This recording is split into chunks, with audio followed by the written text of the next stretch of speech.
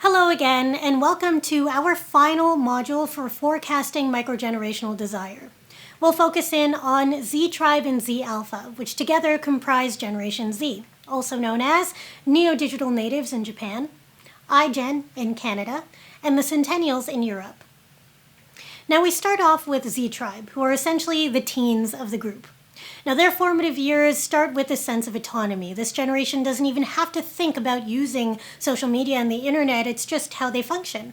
And so they have more free reign than other generations to simply explore. Now, into their adolescence, and they get a great understanding of what it means to unite around what you care about. This is the generation of #activism. And although a lot of divisive things have happened throughout the world in the past few years, it's showed this generation that no matter what you believe, chances are you'll find a community to support you online. Now, for their adulthood, obviously they aren't there yet. That's in the future, but it's kind of up to us to help shape what it looks like for them. Now, for the media that they engage with, it tends to be quite social. We looked at Instagram TV, YouTube, of course, and the master of all, TikTok. But when it comes to traditional media for this generation, we see things like Love, Simon, Sex Education, which is a Netflix show, and 8th Grade, which is an incredible, earnest film about what it means to be in the 8th grade. The common theme across all of these programs is the idea of figuring out what your place is in a social setting and how to be able to continue being yourself while also finding your tribe.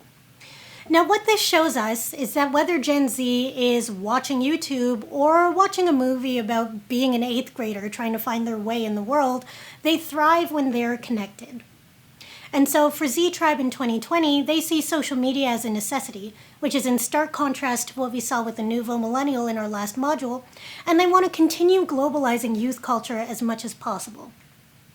82% of teens feel their offline and online identities are pretty much inseparable. And 76% of them don't think social media is a bad thing at all. In fact, in one survey, an anonymous respondent said, "I feel that social media can make people my age feel less lonely. It creates a space where you can interact with other people." Now that may be what's behind the popularity of insights like authentic connectivity. Authentic connectivity shows that particularly North American members of Gen Z want to learn even more about global trends and people from different walks of life by connecting with more sort of global content. But what does that mean for Z Tribe in 2025? Well, they'll focus in on both personal gain and societal growth. 80% of teens say their educational pursuits are motivated by a higher future salary. And 60% of them define success as being free of debt. And so we see insights like teen payment, which is all about providing this generation with financial education from an early age, possibly after seeing what happened with the millennial generation and that widespread debt. Now this means that 88% of this generation is indeed optimistic about their future. However, interestingly, 58% of them would not currently describe themselves as happy. Clearly there's a disconnect. What does Z Tribe want that they aren't getting? Well, first off, 76% of them wish that brands would listen to their feedback more. And secondly, 70% of them believe equality is the issue of their generation.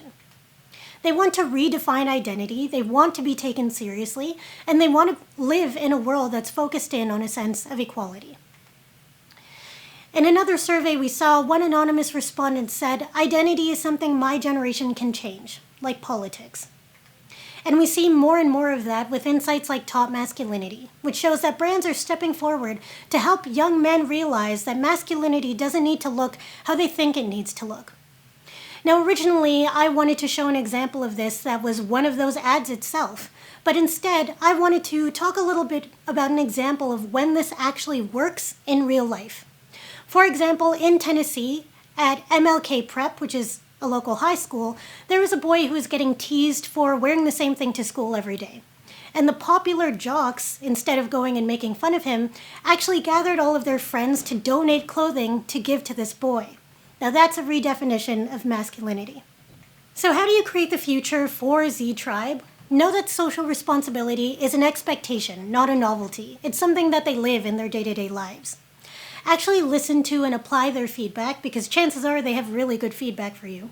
Let them define themselves by providing them with the information to make their own decisions, and focus less on what makes them different from other generations and more on what makes them similar. So now we get to our final and our youngest of the microgenerations, Z Alpha. Now, for their formative years, obviously they haven't really happened yet. This generation is between the ages of infancy to about 11 years old. But what we do currently know is that about 40% of them have smartphones. And 74% of their parents want them more involved in household decisions. These tend to be the children of pro-millennials, and that kind of impacts what contemporary parenting looks like for them. Now, what contemporary parenting consists of in 2020 is resilience parenting, a focus on bonded play, unconventional methods of education, and a balance of EQ and IQ. Now, resilience parenting is almost the exact opposite of helicopter parenting. It's the idea of exposing kids to small challenges to promote more holistic growth. So, for example, letting them pick what they want to wear to school that day. Bonded play, 80% of millennial parents say that their children are their best friends, which is both really cute and a great way to foster better emotional relationships. For unconventional education, about 61% of parents say that they wish their children had more unstructured playtime in a school setting. And for that balance of EQ and IQ, 50% of millennial parents have chosen gender-neutral toys. So it's about gaining that sense of empathy and an understanding of the nuance of what it means to be a person. Now, what's the goal with these things? Well, resilience parenting is meant to create more critical thinkers. Bonded play is meant to make for adults who are more relationship literate. Unconventional education is hopefully preparing this generation to create the future. And a balance of EQ and IQ will make for more holistic intelligence. However, as I said, these things are all the goals. And in order for them all to come to fruition, this generation needs a contemporary community to help make it happen. Now, this is where the responsibility falls into the hands of us, in fact, because 53% of parents don't think that the education system is adequately preparing their children for future technology. And about 55% of parents say that they would take a pay cut to work at a workplace that prioritized family health care a little better. Parents of Z Alpha need help of the systems around them to help raise the kinds of children that they want to raise. EQ education at least shows that early childhood education is taking that first step. It's all about unconventional forms of education being integrated into that system. One great example is allogives.com. So allogives.com started out as a YouTube channel that was giving free 5-minute videos of yoga for kids, which is awesome because it boosts physical activity, creates a sense of calm, teaches them all about mindfulness. But the thing is that it wasn't adapted by official early childhood education systems until pretty recently. So again, good first step, but could definitely be taken further. Now, to create the future for Z Alpha, consider the needs of your employees with young children at home. Know that this generation will be that final phase of that more consumer-centric way of thinking. Technology is just how Z Alpha lives and will live for the rest of their lives. And the parents of this generation are really looking for ways to instill a more balanced approach to life in their kids. Now, one takeaway for the Gen Z microgenerations is that they can only reach their full potential if we start taking them seriously. Once more for that quick comparison chart across Z Tribe and Z Alpha, and for our final workshop questions, how could you better listen to and collaborate with Gen Z?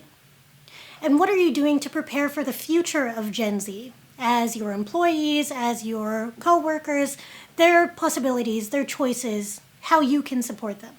So that wraps up our course on forecasting microgenerational desire. You met all 9 of those microgenerations, and chances are that you noticed there were some key factors that were common across all of the microgenerations. For example, focuses on work-life balance or authenticity or new forms of intelligence. But I think that that's important to note, because focusing on what unites people and not what isolates them is the right way to approach generational study. Thanks again for watching this course. If you need any additional resources, check out the links below.